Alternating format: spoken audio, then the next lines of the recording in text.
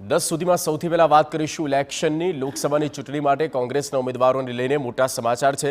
ગુજરાતની 10 લોકસભા બેઠક પર કોંગ્રેસના ઉમેદવારના નામ નક્કી છે તેવું સૂત્રના હવાલે આ જાણકારી મળી રહી છે, જેમાં આણંદ લોકસભા બેઠક પર અમિત ચાવડાનું નામ, છોટાઉદેપુર લોકસભા બેઠક પર સુખરામ રાઠવા, સાબરકાંઠા લોકસભા બેઠક પર તુષાર ચૌધરીનું નામ, રાજકોટ લોકસભા બેઠક પર પરેશ ધાનાણીનું નામ, પંચમહાલ લોકસભા બેઠક પર ગુલાબસિંહ ચૌહાણ, ખેડા લોકસભા બેઠક પર કાળુસિંહ ડાભી, સુરત લોકસભા બેઠક પર નિલેશ કુંભાણી, અમરેલી લોકસભા બેઠક પર જેની ઠુમ્મર, પાટણ લોકસભા બેઠક પર ચંદનજી ઠાકોર।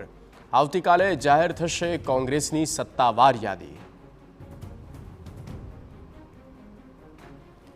તો 10 સીટ પર કોંગ્રેસના ઉમેદવારના નામ લગભગ નક્કી મનાઈ રહ્યા છે। જે તમામ નામ સ્ક્રીન પર આપ જોઈ રહ્યા છો તેમની તસવીર સાથે એ લગભગ નક્કી મનાઈ રહ્યા છે કે આમને જ લોકસભાની સીટ આપવામાં આવશે, કોંગ્રેસમાંથી ઉમેદવારી કરવા માટે લડાવવામાં આવશે।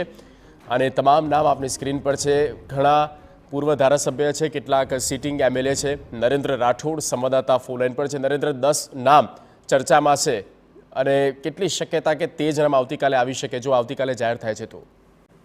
जी कांग्रेसની સેન્ટ્રલ ઇલેક્શન કમિટીની બેઠક મળી હતી। બેઠકમાં કુલ 10 બેઠકો ક્લિયર થતી જોવા મળી રહી છે અને આ જે નામો ચાલી રહ્યા છે એ કન્ફર્મ નામ છે અને આ જ નામોની જાહેરાત આવતીકાલે જ્યારે થશે ત્યારે આ તમામ નામો આ યાદીમાં જોવા મળે પ્રકારની શક્યતા જોવા મળી રહી છે, જેમાં આણંદથી અમિત ચાવડા, રાજકોટથી પરેશ ધાનાણી અને છોટાઉદેપુરથી સુખરામ રાઠવા અને આ ત્રણેય નેતાઓ છે એ વિધાનસભામાં કોંગ્રેસ પક્ષના નેતા રહી ચૂક્યા છે। આ સિવાય સૌથી મહત્વનું નામ કે જેના નામ પર ઓછી ચર્ચા જોવા મળી રહી હતી એ અમરેલી બેઠક પરથી જેની ઠુમ્મર ચૂંટણી લડતા જોવા મળશે। જેની ઠુમ્મર પોતે જિલ્લા પંચાયતના સભ્ય પણ રહી ચૂક્યા છે। આ સિવાય પૂર્વ સાંસદ વીરજી ઠુમ્મરના તેઓ પુત્રી પણ છે, એટલે આ એક નામ મહત્વનું જોવા મળી રહ્યું છે। આ સિવાય અન્ય એક ધારાસભ્ય જે છે હાલ એ પંચમહાલના ગુલાબસિંહ ચૌહાણ પણ લોકસભાની ચૂંટણી લડશે અને સુરત બેઠક કે જ્યાં પાટીદાર આંદોલનની અસર ખૂબ વધારે જોવા મળી હતી એ બેઠક પર પાટીદાર આંદોલનના નેતા